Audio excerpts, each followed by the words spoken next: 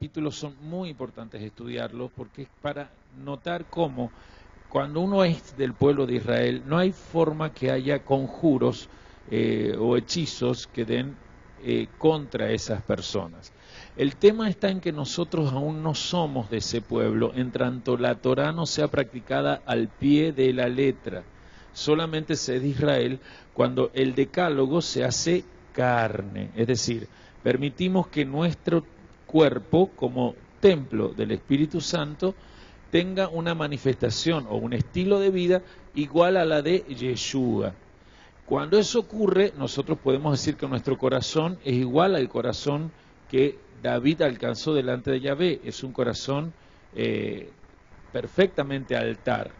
Es ese altar llamado en el templo de la Antigua Alianza Ariel, pero en nosotros el Ariel se hace naturaleza, linaje profético que nos hace ser de aquel que es león de la tribu de Judá. Entonces, cuando nosotros estamos considerando la palabra altar, recuerde que venimos entendiendo que altar, que viene del latín altare, y de altus, significa elevación o lo elevado. Eso es lo que más me interesa que usted entienda, porque cuando el corazón se levanta, ya ahí hay un altar. ¿Cuántos de los que están aquí eran de ser alguna vez católicos practicantes, de haber ido a misa? Levánteme la mano. Ajá, bien. ¿Vieron cuando hay un momento que en la liturgia el sacerdote, no me acuerdo cómo es lo que él dice, pero la respuesta que hace el pueblo habla de los corazones y dice, no me acuerdo la frase que usa el de la liturgia, pero el pueblo le responde, los tenemos levantados al Señor. ¿Alguien se acuerda la frase que no sé qué en los corazones? Dice, en ese caso sería el sacerdote, y todo el pueblo responde, los tenemos levantados al Señor. Eso que ellos hacen es lo que se hizo en las primeras comunidades siempre, porque las primeras comunidades entendían que el altar era el corazón, ¿sí? O sea, nosotros, por causa de la Iglesia Evangélica, aborrecemos tanto a lo católico que no nos damos cuenta que la Iglesia Católica tiene liturgias y pasos litúrgicos propios de la sinagoga y especialmente de las comunidades primitivas que tenían todos los pasos litúrgicos de la sinagoga. Los primeros discípulos, todo lo que hacían en la liturgia, en cómo hacer un orden de culto, era igual a lo que siempre ellos vivieron e hicieron en la sinagoga, con una diferencia. En las sinagogas de la Antigua Alianza se esperaba al Mesías.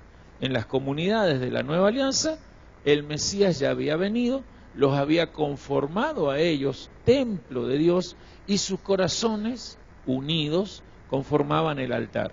Por eso era tan importante en sus liturgias, en sus momentos de culto, elevar el corazón, asegurarse que todos tuvieran levantado el corazón. ¿Está claro? Hoy va a la misa, ni siquiera usted que levantó la mano no sabía tampoco esto. ¿Por qué? Porque justamente ese orden litúrgico se ha hecho por cientos de años. Son 20 siglos, pero al menos 15 siglos que la Iglesia Católica Romana lo ha estado reproduciendo.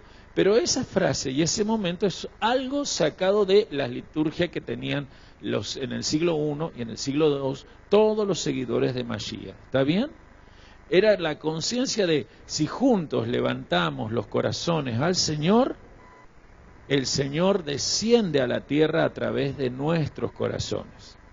Por eso altar significa elevación o lo que se eleva, y en hebreo, eso es el latín, pero en hebreo es mizbeach, que significa lugar alto de matanza o lugar para sacrificar, lugar alto en el que se hacen sacrificios.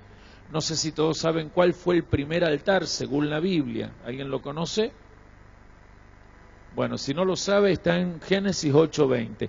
El primer altar, Mizbeach, que se eleva en un lugar alto, el monte de Ararat, lo va a elevar justamente un sacerdote de justicia, un pregonero de justicia que es Noé, quien va a ponerlo apenas salen de el diluvio. Que de paso, lo que ofrece en el altar van a ser animales kosher, o sea, animales santos. ¿Está bien? ¿Se van a acordar de eso?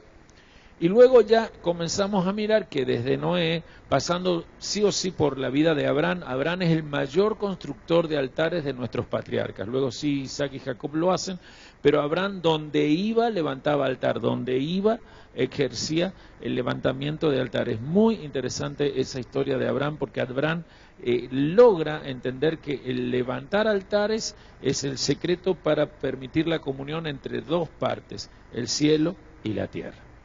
Pero cuando vamos a Números capítulo 22, capítulo 23, capítulo 24 y aún el 25, notamos que Israel estaba siendo blanco de la envidia y todo el temor que tenía una nación llamada Moab.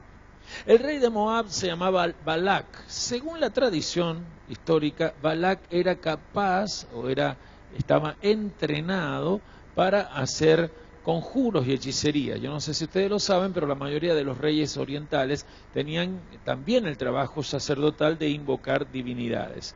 Pero de alguna manera el temor que le daba el pueblo de Israel hace que Balac manda a llamar un hombre de la zona del río Éufrates, algo que estaba a muchos días de camino, y ese hombre se llama Balaam.